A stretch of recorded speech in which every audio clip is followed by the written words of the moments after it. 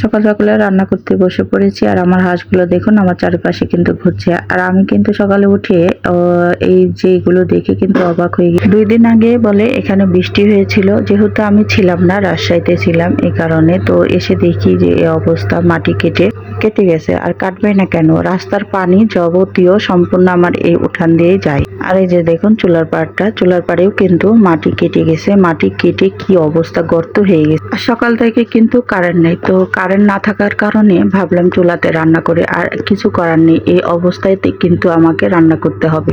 আর এই জায়গাটা কিন্তু নিচা জায়গা বলে কিন্তু পানিগুলো সম্পূর্ণ এপাশ দিয়ে যায়। তো কবে যে আমি এই জায়গাটাতে আমি মাটি ফেলাতে পারবো আল্লাহ জানে।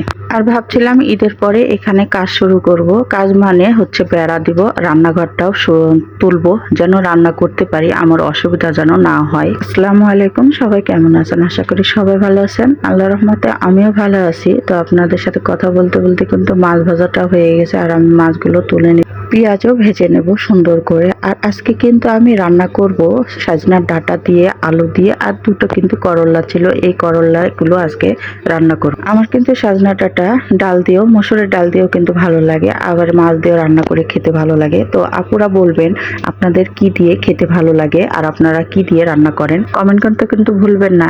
আর একটা কথা বলি, আমার কিন্তু হাঁস মুরগি আছে। আমি রাজশাহী যাওয়ার পরেও কিন্তু আমার এই ভাবনাটাই ভাবছিলাম যে আমার হাঁস মুরগির কি হলো না হলো। আমার মতো কে কে এমন মনের ভিতরে ভাবেন অবশ্যই কমেন্ট করে জানাবেন। তো আজকে না প্রচন্ড গরম, আর গরমের ভিতরে কিন্তু চুলাতে রান্না করতে কষ্ট হয়, তারপরেও চুলাতে রান্না করতে হবে, যেহেতু সকাল থেকে কারেন্ট নেই এই কারণে। তো রাজশাহী যখন আমি গেছিলাম মায়ের কাছে, তো বলেই আমার মায়ের কিন্তু অনেক ধরনের কাজ থাকে, সারাদিন তার সংসারে কাজ কাম করে আমার সংসারে কিন্তু কিছুটা দেখাশোনা করে।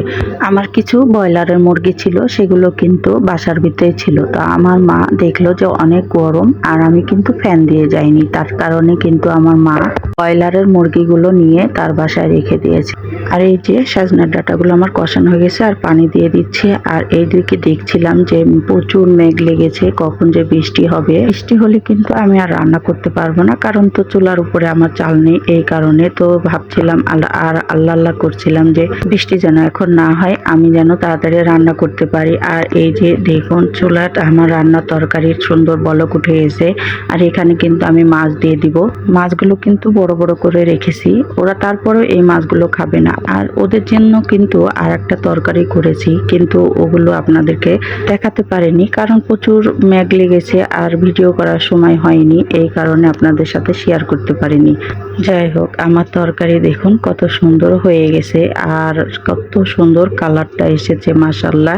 আর এখানে কিন্তু ঝোল রেখেছি, আর যেহেতু বাচ্চারা ডাঁটা মাছ কিছুই খাবে না, আর ঝোল দিয়ে শুধু ভাত খাবে, তো এই জন্য ঝোলটুকে রেখেছি। আর এখানে জিরা ভাজা দিয়ে দিব, আর জিরা ভাজা দিলে কিন্তু তরকারির অন্যরকম একটা স্বাদ চলে আসে, তরকারিটা খেতে কিন্তু অনেক মজা লাগে। তো এখানে আমি তরকারি নামাই লিব, আর গাবলাতে কিন্তু বিসমিল্লাহ বলে নামাই লিচ্ছি। তো কালারটা কেমন হয়েছে অবশ্যই জানা, আর আজকের ভিডিওটি কেমন লেগেছে অবশ্যই জানাবেন। তো আপনারা ভালো থাকবেন, সুস্থ থাকবেন, আর আমার জন্য দোয়া করবেন। তো আপনাদের জন্য দোয়া থাকলেও, আপনারা সুস্থ থাকবেন, ভালো থাকবেন।